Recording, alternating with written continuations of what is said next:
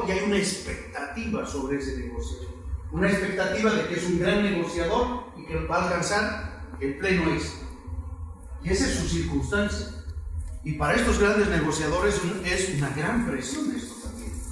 Que sus bases están esperando de este gran líder que les va a lograr gran parte de sus demandas. Esa es su circunstancia. En la negociación, por ejemplo, y anodar, es fundamental. La escuela de Harvard no ha trabajado sobre esto, hay muchas cosas importantes, pero cada uno de los negociadores, y sobre todo si son ya equipos de negociación, está trabajando sobre una circunstancia. Y es crucial informarnos sobre la circunstancia del otro. Ustedes han detectado por su propia experiencia, no es lo mismo que te llamen para ofrecerte un trabajo que uno llame para pedir un trabajo. ¿Dónde está la mesa jugando a tu favor? ¿Cuando te llaman o cuando tú llamas? Cuando te llaman. Y eso lo vemos. No es lo mismo vender una casa bajo la presión de que necesitas ese dinero para cubrir una enfermedad que vender la casa sin ninguna presión de tiempo. No es lo mismo. Eso es la circunstancia, entre otras cosas. Entonces, es crucial que los actores sepan apreciar la circunstancia del otro. ¿Cuál es su circunstancia? Y esto es empatía de un lado y empatía del otro lado. Lo que les decía, sí, se ha puesto mucho énfasis en la empatía, pero esto es como interindividual. Necesitamos que sea una empatía, en los casos de conflicto, sociológica, ampliada a la comunidad. Poder captar todos esos hilos. ¿En qué circunstancia está encuadrada esa colectividad? Y es importante tener esto para hacer esa conversación. Pedagogía de la mirada. Ahora vuelvo con esto. Bueno, pedagogía de la mirada. En la mediación tenemos que trabajar esa pedagogía de la mirada. ¿Qué significa? Que ambos aprendan a mirar el conjunto, a mirar en perspectiva y a mirar en profundidad. Las tres cosas. Una buena mediación, sobre todo una mediación que no solamente está mirando el acuerdo, sino también la relación, la calidad y la estabilización de relaciones, tiene que generar esa pedagogía de la mirada. Aprendan a mirar el conjunto en perspectiva, pero además en profundidad. Ya saben, al iceberg, hacia adentro. Balance de poder. Fundamental. Sí, esto es todo lo que necesitas, pero tienes todo el poder. El otro, ¿cuánto poder tiene? ¿Hasta dónde te puede ceder? Esa mirada sobre el poder es crucial. Preguntas de alto rendimiento. Tratemos de establecer preguntas que nos llevan en esta dimensión de lo profundo, de la búsqueda de acuerdos viables. Tenemos que aprender a ensayarnos y a volvernos hábiles en hacer ese tipo de preguntas. Condicionales. Y esto es empezar a trabajar acuerdos. Si esto cede en esto, entonces ustedes esto otro. No estamos diciendo cedan en esto. Estamos trabajando sobre las condicionales, sobre este tipo de hipótesis. Sí, entonces. Si ellos tal cosa, entonces ustedes tal otra. Y aquí hay una metodología con esto de las ecuaciones multivariables muy sencillita. A, B. Necesitamos saber qué sí, qué cosas pueden hacer estos otros y qué cosas no. Sondear. El X y el Y de cada uno de los actores. En un primer sondeo. Y luego esto lo vamos a bajar de una manera muy sencilla. A. X1, X2, X3. ¿Qué significa? Son las cosas que están dispuestos a hacer, o a ceder, o a conceder. Y luego vamos a tener sus Y's. Y1, Y2, Y3. Las cosas que no están dispuestos en principio ni a ceder ni a conceder. Y lo tenemos de la misma manera. Y a veces cuando hacemos este ejercicio, encontramos las bisagras. Pero también encontramos las cosas que no están dispuestas. Esto lo pueden sofisticar más, lo pueden cruzar además con intensidad. Eso ni aval, ni muerto lo voy a hacer. Entonces ustedes a eso lo pueden codificar de una manera. Por ejemplo, en acuerdos, el tema del semáforo es una bonita manera de trabajar. Por ejemplo, hemos trabajado con Naciones Unidas sobre un código laboral. Vamos a consensuar, difícil, pero lo hacemos bajo la metodología de la semaforización. Es decir, ¿en qué cosas estamos de acuerdo de este código? Y les vamos a poner verde. Es súper el código de 50 y tantos artículos. Resulta que como 37, 38 en verde. Cuando se miran los actores, ¡qué maravilla! O sea, quedaban como 12, 14. Realmente espinosos, pero ni siquiera los 14. Porque de esos 14, como 4 o 5 estaban en amarillo, más o menos. ¿Cuáles eran los espinosos? 1, 6 o 7. Además, ahí implementamos otra dinámica en esa metodología. Y esto no lo vamos a hacer en plenario. Vamos a elegir una comisión. Se elige una comisión tripartita, no sé qué, tal, y trabajaron sobre eso.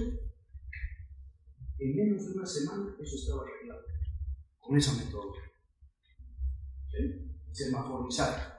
Esto viene, ya les digo, de los sistemas de alerta. Cuando hacemos estas matrices y seguimientos, tal, tenemos que semaforizar los conflictos porque es sobre eso que trabajamos los protocolos. Cuando está en rojo es un protocolo, cuando está en amarillo es otro protocolo y cuando está en verde es otro protocolo que debe seguir el curso de gestión. Entonces, esto tiene que ver con trabajar estas ecuaciones, ya la negociación misma, la resolución o también los procesos de mediación. Entonces, el sí y no. Como trabaja las computadoras, ¿no es cierto? En términos binarios. Me ayuda mucho. Si esto están dispuestos, esto no están dispuestos, los unos los otros, ya les digo, y ahí muchas veces la enorme sorpresa, wow, ¿en cuántas cosas coincidimos? No hubiéramos pensado, y eso ayuda para seguir lo siguiente. Muchas veces en el proceso, en el desarrollo y en la gestión, nuestro rol se parece a los críticos literarios, en el buen sentido del término. ¿Qué hace un buen crítico literario? Tú lees una novela y sí, te parece que has entendido y que uno ha captado, pero de repente tú lees la crítica, un buen crítico literario, y descubre otras facetas de la novela que nunca habías logrado apreciar. Te sorprende y dices, wow, qué interesante, qué inteligente, qué buena crítica literaria. Por ejemplo, ustedes lean la interpretación, búsquenla en el Google, que hace Michel Foucault sobre las meninas. Maravilloso. Yo he visto ese cuadro y jamás se me hubiera ocurrido tener esta mirada sobre ese cuadro, etc. Walter Benjamin tiene igual otra interpretación maravillosa, no estoy recordando ahora, el Angelus, sobre este otro cuadro, en fin. Y uno se queda sorprendido. A veces también nuestro rol es para cambiar lo que se llama no el punto de vista, sino el punto de visión del conflicto en el que estamos. Entonces, se acerca a este rol de crítico. Esta otra mirada no se me hubiera ocurrido. Como mediadores, como resolutores, tenemos que educar también nuestras maneras de mirar. Yo había escuchado a Marinés Suárez, una gran mediadora argentina, el tema de la escucha activa. Es decir, por supuesto, nuestros oídos son una herramienta muy importante. Pero ya he aprendido que otra herramienta muy importante sobre la que debemos trabajar es nuestra mirada. Aprender a mirar. Cómo se disponen, cómo se sientan, etcétera. El lenguaje no verbal es importantísimo. Aprender a decodificar eso es fundamental. No da el tiempo, pero me gustaría hacer la interpretación sobre estas miradas. Hay miradas que son muy sencillas, dicen las cosas con enorme claridad. Cuando la veíamos sonreír, por ejemplo, cuando decíamos el nombre de tu mamá, es claro lo que vamos a interpretar, pero hay otras miradas que son extremadamente complejas. Aprender a decodificar esas miradas es difícil. Mirar el entramado. Cuanto más amoblados estamos, y por eso es importante el estudio y la teoría, algunos dicen no sirve de nada, no, sirve enormemente. Si sabemos sobre qué estamos trabajando, qué fenómenos se están dando, por supuesto vamos a poder discurrir de mejor manera que si solamente lo estamos haciendo de manera intuitiva, ¿no? Entonces, tenemos que aprender a mirar, y esto lo podemos educar. Entonces, es importante en todo espacio aprender a decodificar esas miradas. Hay uno que inició Verón, que habla de que todos tenemos, o los grupos tienen ciertas condiciones de reconocimiento y condiciones de producción, que tiene que ver con que lo que usted decía de los precios y circunstancias, leído desde como de la idea del contexto. Entonces se me ocurría que podía ser una buena forma, digamos, de poder leer mayor profundidad, tener en cuenta de que las personas reconocen según su contexto, y los otros también producen a través de ellos. O cuando se les entrega una información, ellos la reciben de una manera diferente, dialéctica se podría decir, o sea, de lo que esta información, digamos, de dónde salió. Eso para mí generaría una manera de poder entrar mucho más profunda en el entramado, a entender todos estos conceptos, digamos, poder tener una capacidad de mediación de mayor calidad. Más eficiente. Ok. Dos cositas ahí. Se facilita el arreglo si se dispone de criterios que permitan a los contendientes calibrar la situación. Nos ayuda mucho si ambos están mirando la situación de la misma manera. Volvemos a la teoría de los juegos. Si ambos persiguen que están en un juego de suma negativa, donde solo están sumando gravámenes, nos va a ayudar a racionalizar el conflicto y reorientar. Pero si uno mira, yo estoy perdiendo, y el otro mira su situación, no, yo estoy ganando, nos da otro tipo de situación. Esta otra frase es un fantástico libro, lleva muy poco, es de un experto del FBI, donde él ha hecho el curso de negociación de Harvard, pero él ve que eso funciona en ciertos casos, pero él ve que su experiencia, sobre todo en la negociación de rehenes, tiene otras claves. Se llama Cómo romper la barrera del no. Chris Voss, fantástico libro. Es una mirada mucho más psicológica sobre el tema de la negociación. Harvard tiene mucho apoyo. Pero de los tantos libros que hay sobre negociación, nos da varios elementos, nos sirve para la negociación, nos sirve para la negociación y nos sirve para la resolución de conflictos. Una pregunta, en un caso, ¿cómo racionalizó la demanda en el ejemplo que da antes, que era el conflicto que son de sentimiento, donde yo no tengo ni mismos fines ni mismos medios? ¿Cómo podría yo racionalizar la demanda? Aprende a preguntar. Aprende a preguntar.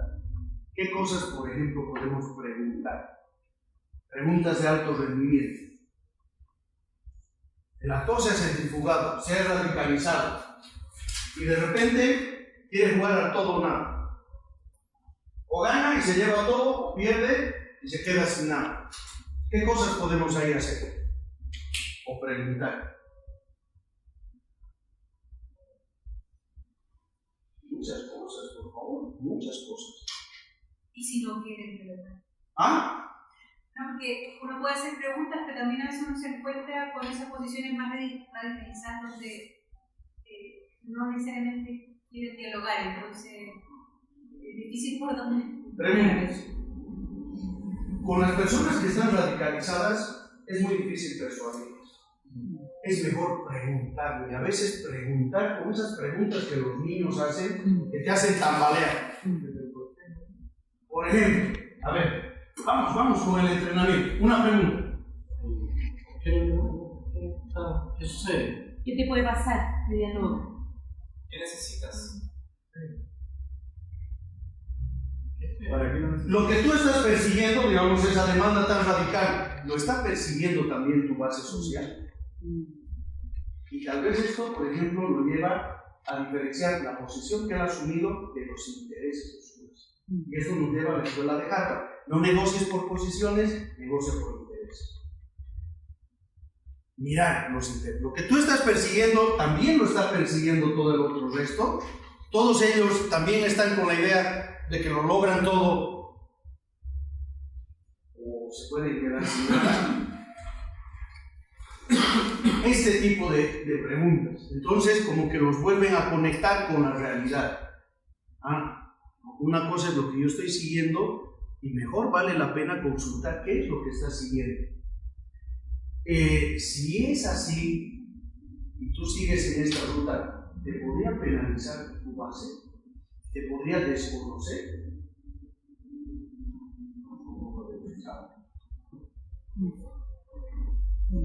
Mira el conjunto, mira la perspectiva, mira en profundidad. Estas preguntas son las que a veces hacen tambalear y los recolocan en la situación de ese principio de realidad.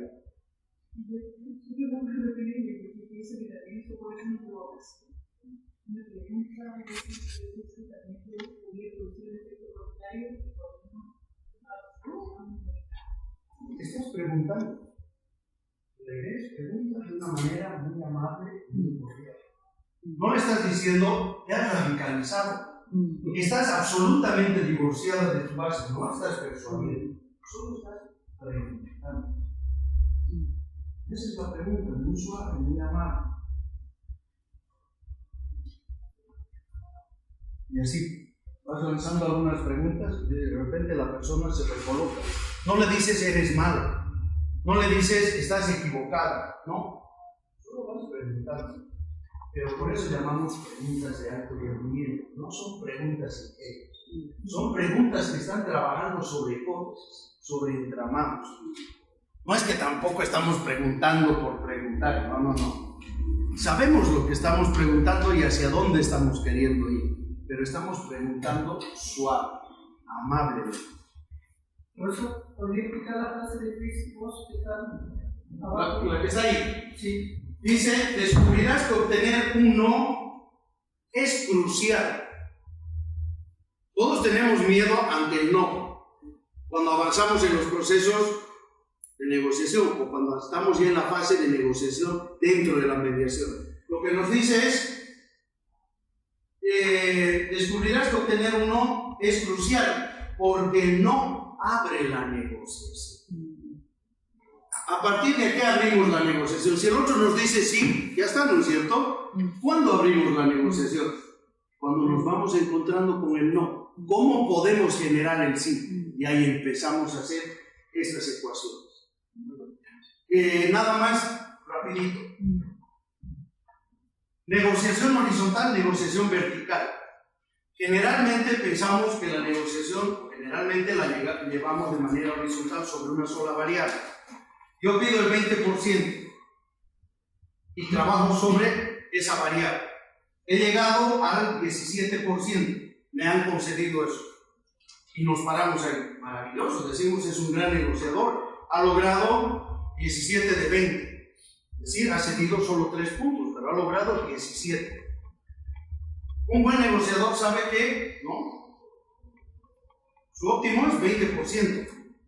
En lo que ya no puede estirar, uno tiene que saber sobre esta variable hasta dónde puede ir, es en el tema salarial, 17%.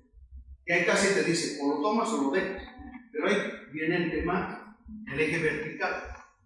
Y es, tú puedes negociar otros intereses y otras variables. Por eso es bueno que antes del proceso de negociación tengas claridad sobre el conjunto de variables que están en juego en esa negociación. ¿Qué otras cosas podemos negociar? Por ejemplo, aparte de los salariales, vacaciones, bonos, salud, miles de cosas. Y podemos nosotros priorizar A, B, C. ¿Y cómo vamos a plantear? Primero B, luego C, luego D. Y eso también lo podemos monetizar y podemos cerrar en el 20%. Pero ya no da más. Entonces, el no nos abre el proceso de la negociación. Me quedó solo una consulta del ítem que dice balance de poder. Perdón. En el ítem, o sea, en la lámina anterior, Balance de poder. cuando dice balance de poder, ¿está planteado ahí porque es bueno tenerlo en cuenta o porque uno puede ejercer alguna influencia, o sea, el proceso me refiero, o está puesto ahí porque hay que tener ojo en el balance de poder? Porque hay que tener ojo en el balance de poder. Hay que tenerlo en cuenta como uno de los...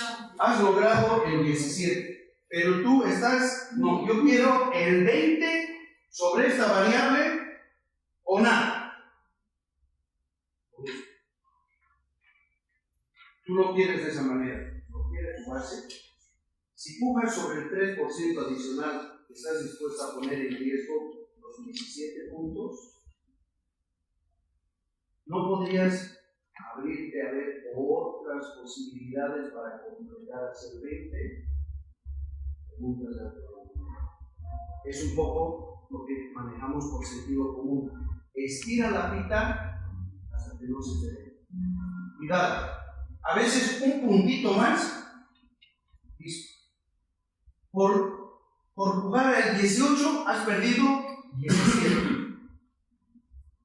Tienes que saber hasta dónde puedes ir, cuál es tu poder y cuál es el otro poder. Yo en principio diría hay dos cosas cruciales en el tema del conflicto: la legitimidad y el poder. ¿Cómo estamos situados respecto a la legitimidad y cómo estamos situados respecto al poder? Sobre estas dos cosas hay que tener enorme claridad.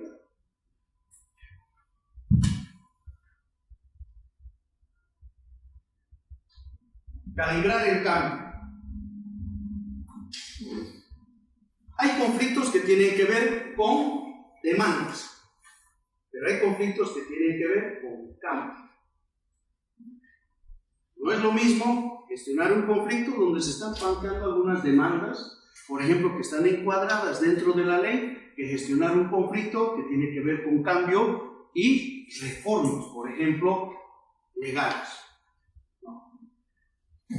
Habíamos hablado ya de las 4 dimensiones del cambio, el tema de la representación, de la interacción, de la normativa y de la estructura.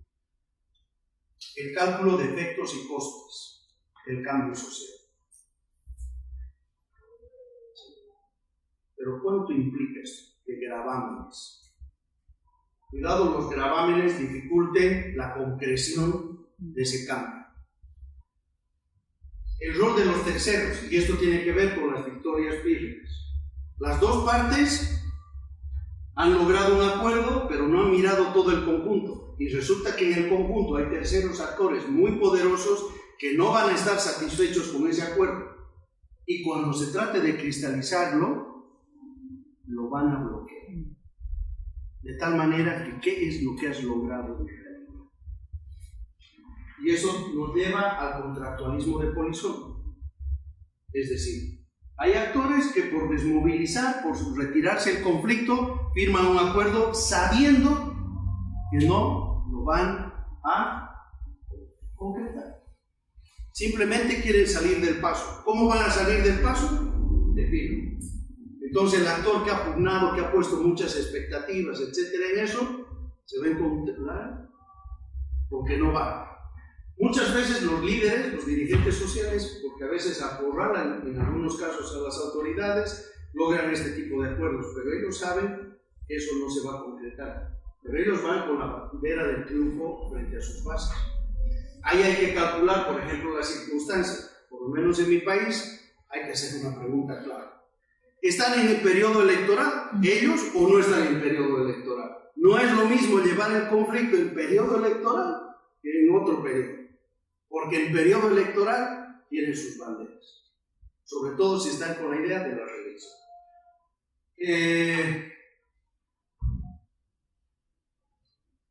Levantar hipótesis. Es decir, para hacer estas preguntas de alto rendimiento es bueno trabajar algunas hipótesis. Y entonces esas hipótesis nos van generando preguntas que podemos plantear. Y esto es que no vamos al conflicto de una manera ingenua, vamos con algunas hipótesis, trabajando algunas situaciones. Entonces nos ayuda de cara a plantear esto. La historia siempre es un recurso. A veces nos ayuda a saber varios otros casos o cómo han discurrido las cosas de otra manera. Y plantear esto es bueno. Pues mira en este caso cómo han ido las cosas, mira este otro caso. No estamos hablando de cosas hipotéticas, estamos hablando de cosas reales.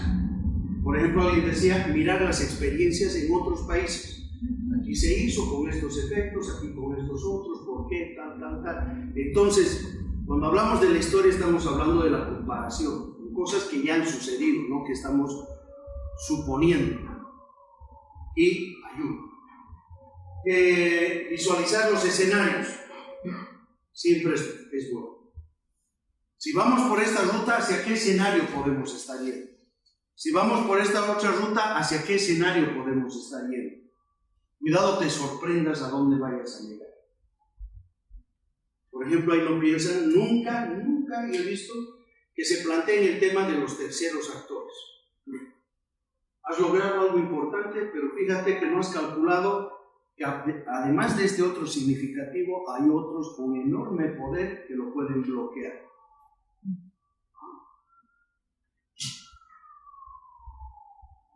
Calibrar el cambio. Esto es fantástico de liderazgo. El cambio puede ser ir adelante, a ningún lado, atrás, y que eso se venga abajo. Siempre también tenemos una idea positiva del cambio. Siempre todo lo que sea cambio lo vemos de una manera positiva. A mí esto me parece fantástico porque nos muestra, sí, puede ser positivo, podemos ir adelante, pero de repente nos podemos encontrar que estamos yendo a ninguna parte. O tal vez que estamos yendo atrás.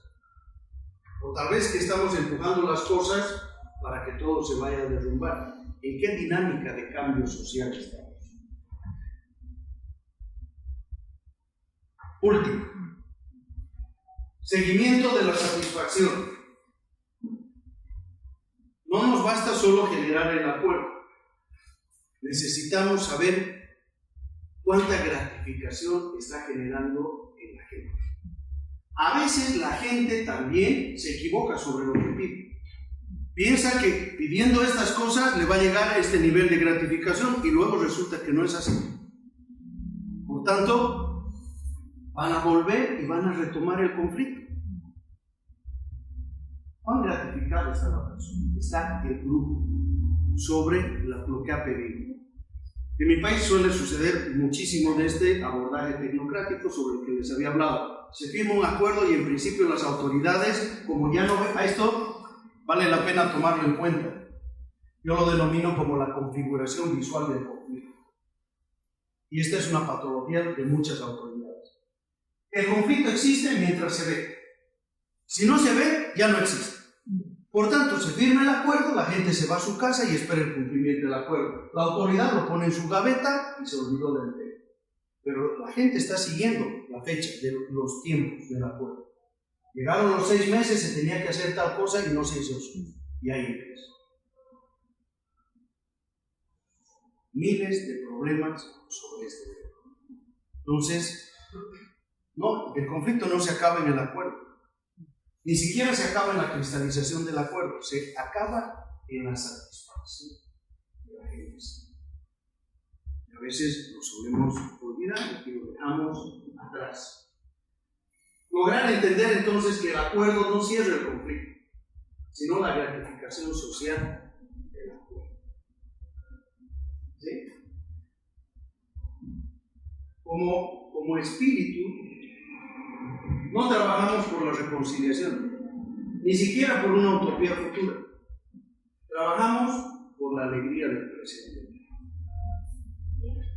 por la alegría de la gente. Por lo menos esto es lo que me motiva y me lleva adelante.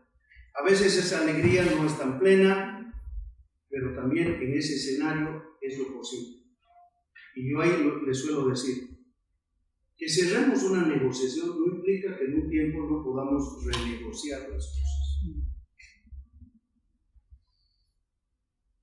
Siempre es posible abrir un proceso de renegociación. Y tal vez lo podemos abrir de mejor manera habiendo aprendido de todo lo que hemos tenido atrás y por lo que hemos pasado. Bien. Este es un esquemita progresivo. Ustedes le pueden aumentar, quitar, etc. Pero es un esquema, ya les digo, progresivo.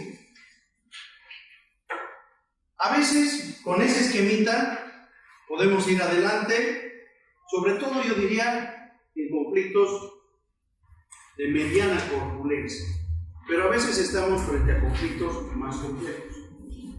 Y ese modelo ya empieza a mostrar sus insuficiencias.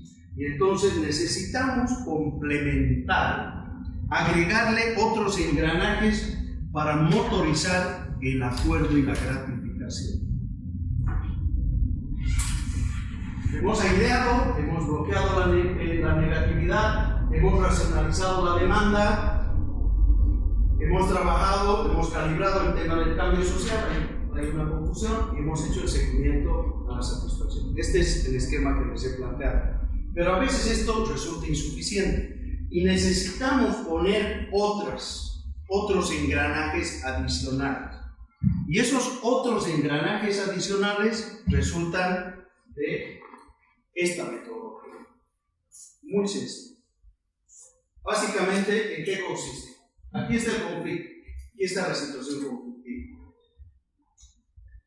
Estos pilares, así lo van a encontrar. Estos pilares representan a un actor, el actor A, que está empujando el conflicto. Estos otros pilares representan al actor B, que también está empujando el conflicto. Fíjense que la dimensión de los pilares no es la misma. Este pilar es más grande, este es mediano, este es más pequeño. ¿Qué significa eso?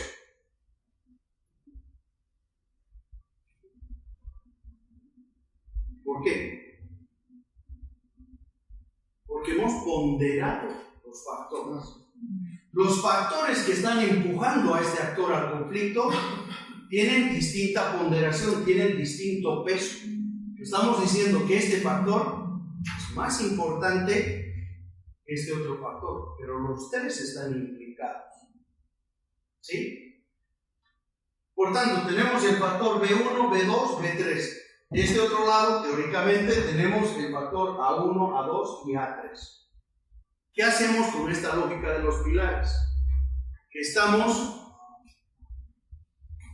diseccionando cada uno de esos factores. Los estamos individualizando. De tal manera que respecto a cada uno, vamos trabajando una estrategia. Frente a este actor, con este factor, ¿qué vamos a hacer? Y frente a este otro factor de este actor, ¿qué vamos a hacer? Y así. Por ejemplo, tenemos el factor, a este actor le encanta ir a los medios de comunicación y airear el conflicto e insultar al otro lado. ¿Qué vamos a hacer, Alejandro? Pues tenemos que cerrarle la boca. Tenemos que lograr, Señor, mire, de alguna manera, directa, indirecta, lo que sea, tenemos que impedir que vaya a los medios.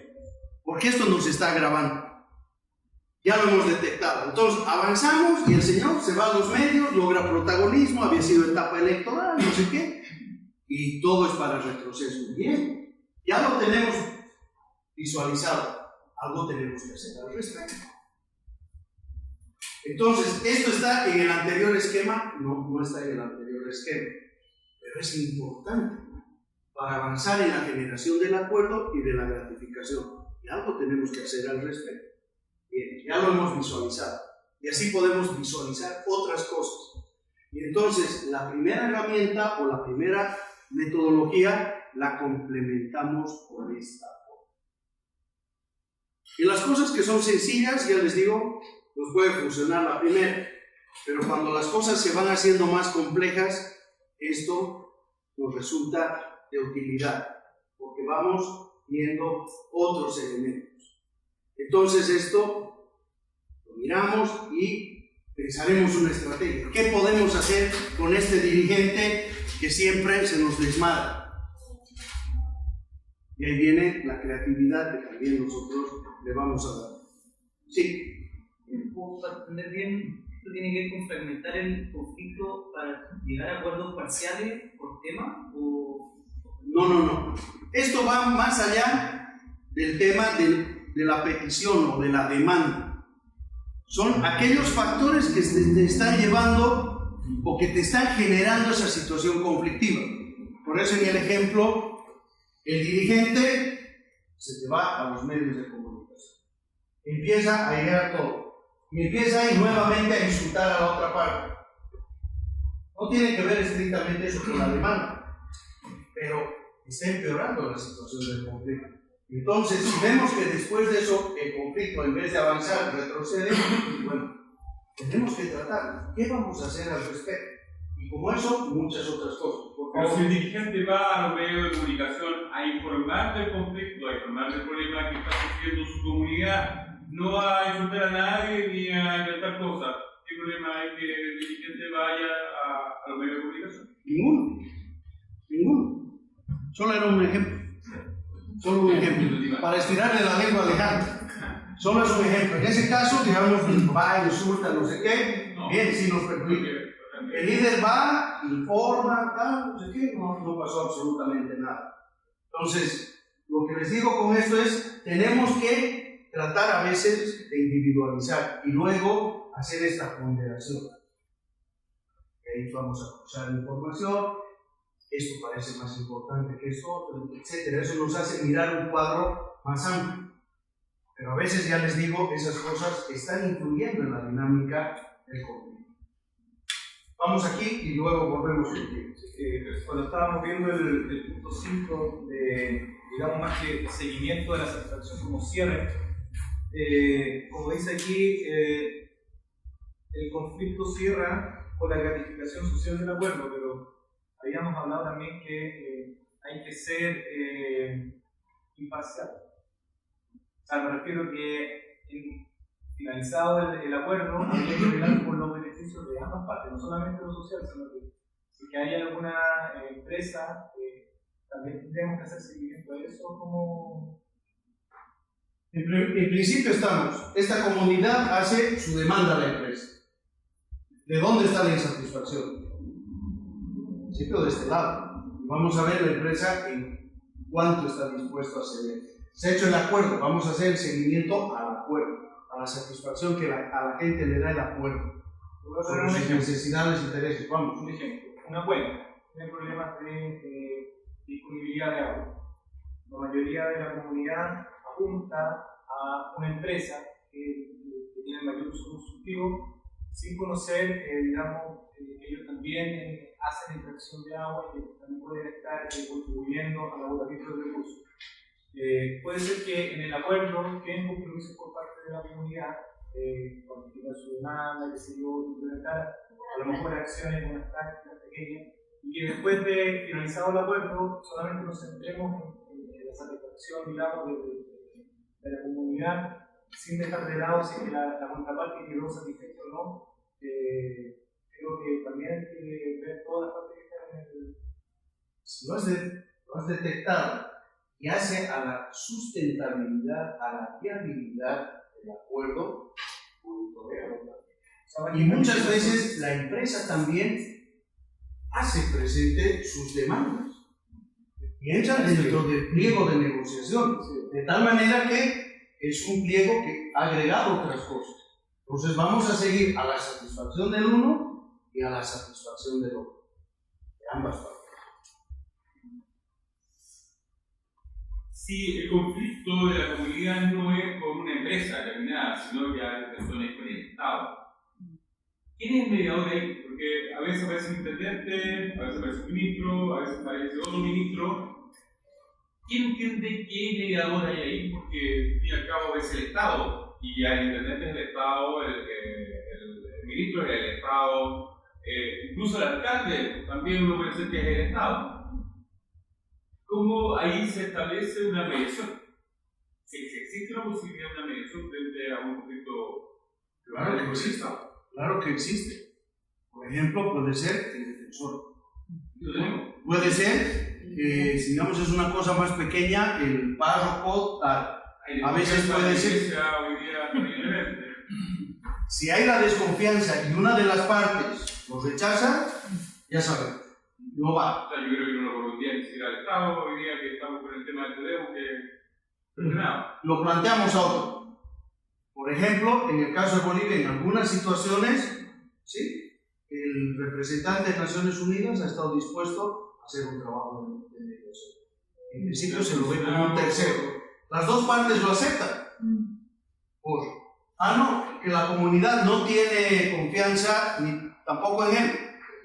Bien. Bueno, Victoria en Chuncaví, particularmente yo me centro, a veces soy medio miope porque miro Quintero Chuncaví.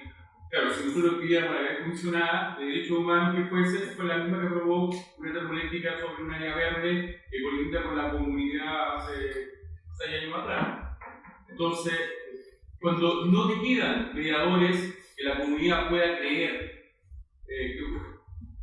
nosotros trabajamos precisamente con la lógica de la que tú estás, y eso lo llamamos también visión de grupo.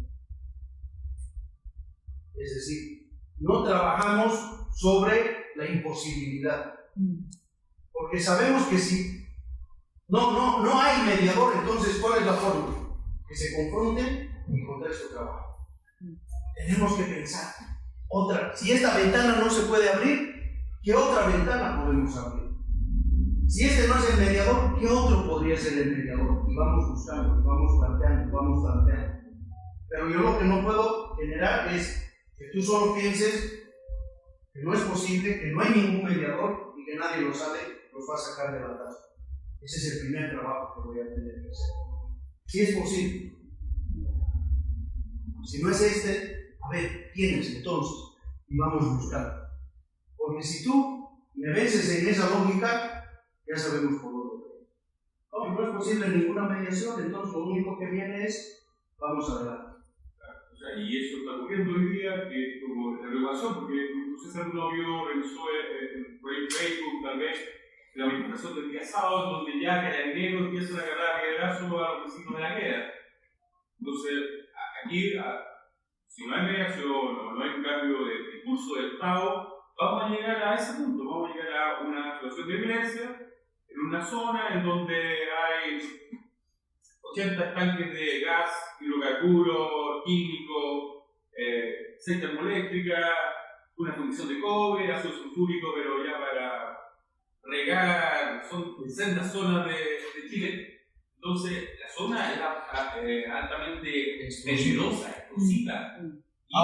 Y el problema es que son ya 700 niños que han sido atendidos en el servicio de urgencia por intoxicaciones de origen industrial, pero que hoy día no se ha tomado medidas respecto a identificar y parar. O sea, las medidas han sido bastante ridículas, un par de estanques de nada, y eso sería lo responsable. Ahora, no todo tampoco discurre por la mediación. No hay. Humanamente lo estamos viendo y no hay. Bien, pero ¿quién dice que todo se acaba en la mediación? Podemos pensar otras cosas. Lo que no puede suceder es que no haya ya otra cosa.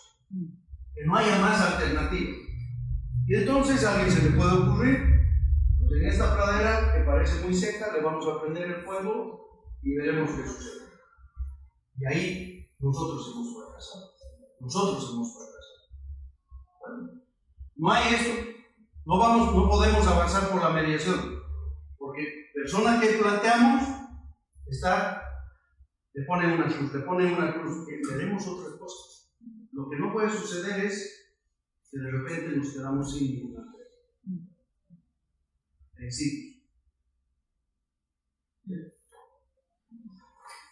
Tomando un poco lo que esa magnitud de conflicto, efectivamente varios serían en el punto.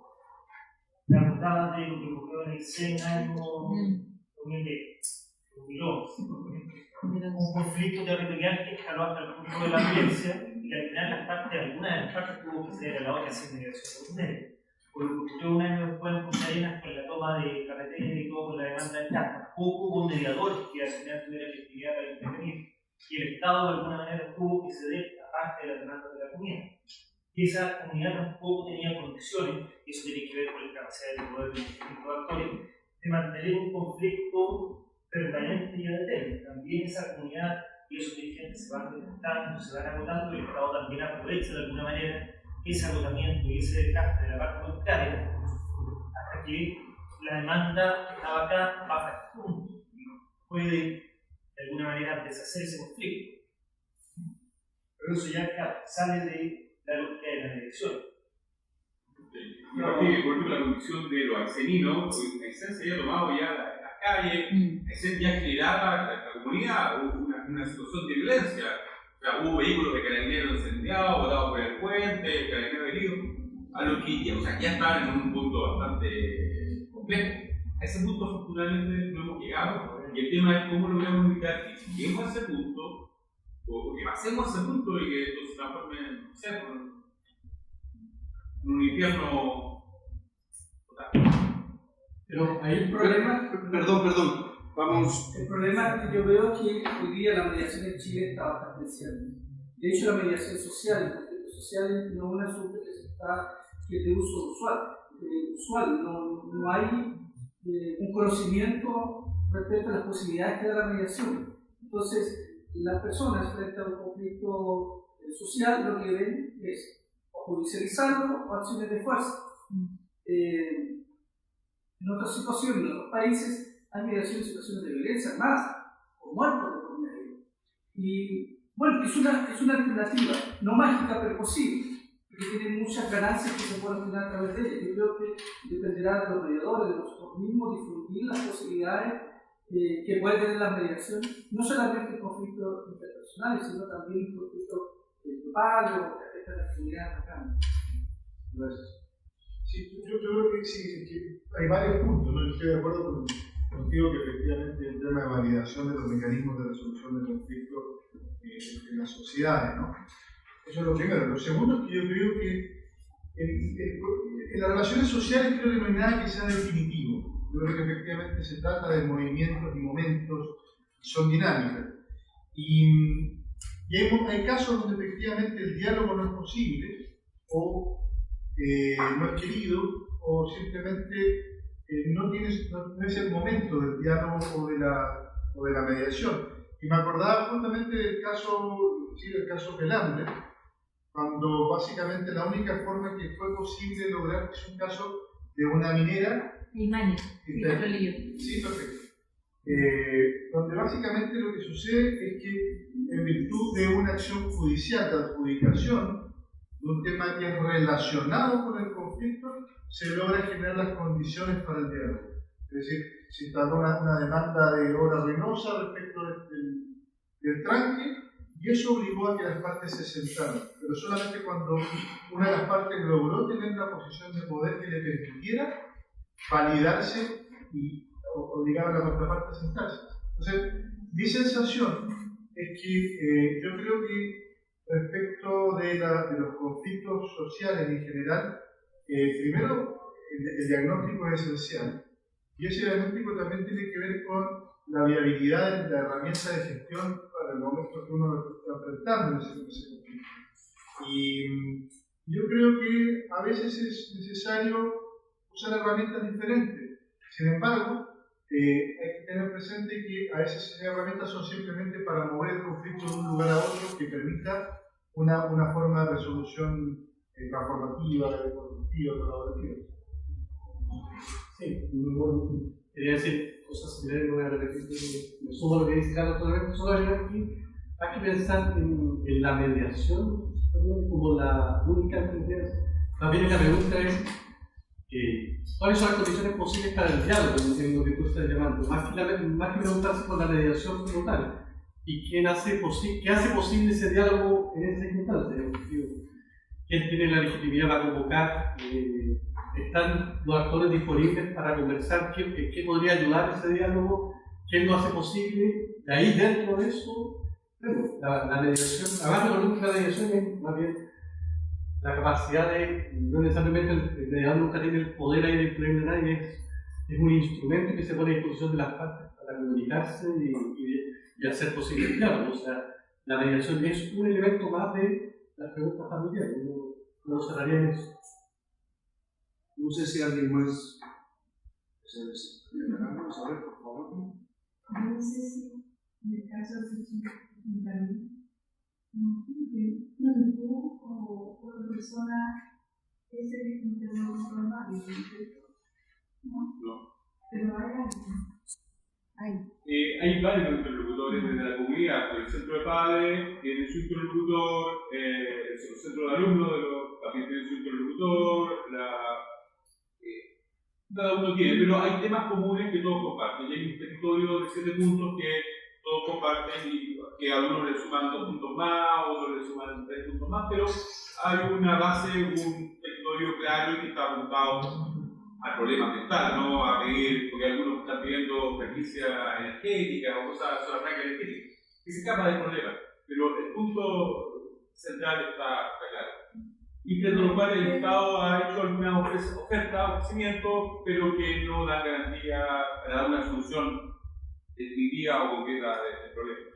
Ustedes no pueden pedir al Estado, como dice, un mediador que sea válido para usted, porque usted es el alcalde, el otro, como que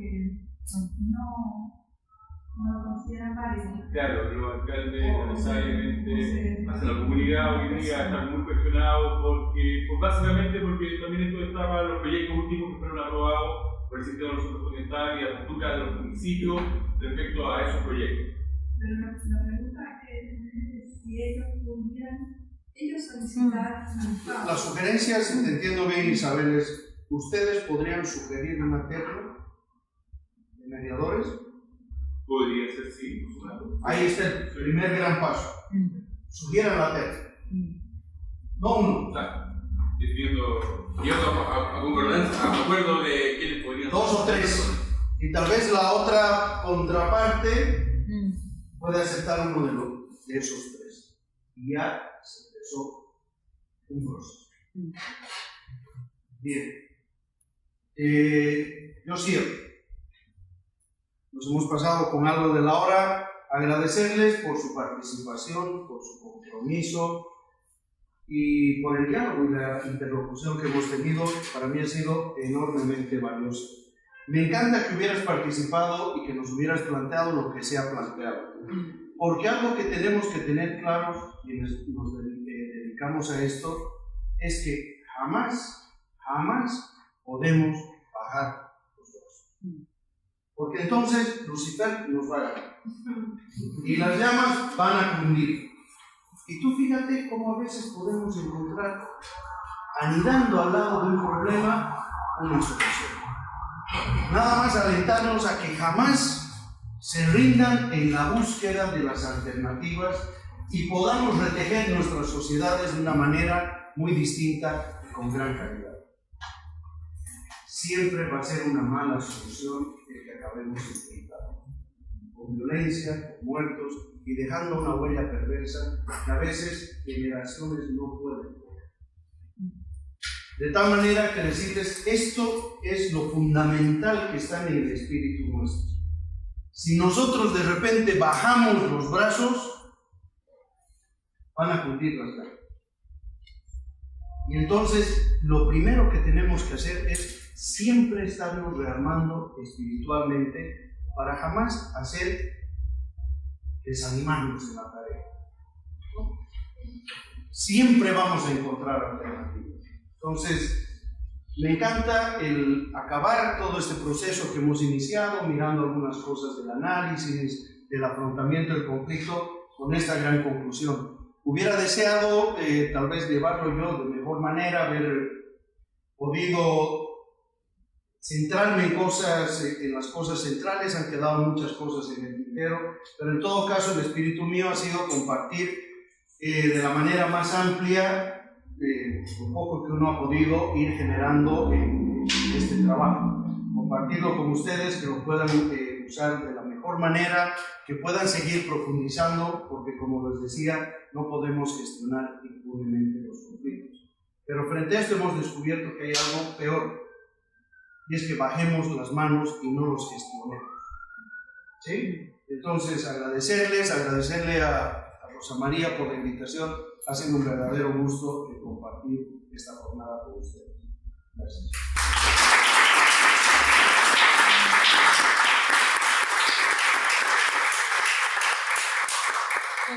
Yo creo que el día, por lo menos para mí, pasó volando, ¿no?